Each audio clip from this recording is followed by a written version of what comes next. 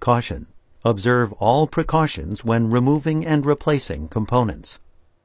Remove the base enclosure, battery, hard disk drive, RTC battery, card reader board, fan, and system board.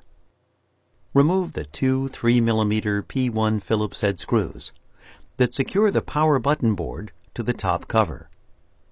Lift the power button board out of its compartment in the top cover and place it in a static dissipative bag.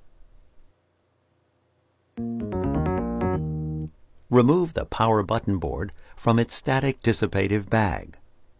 Place the power button board into its compartment, over the alignment pins and screw holes, and under the left hinge in the top cover. Replace the two 3mm P1 Phillips head screws to secure the power button board to the top cover.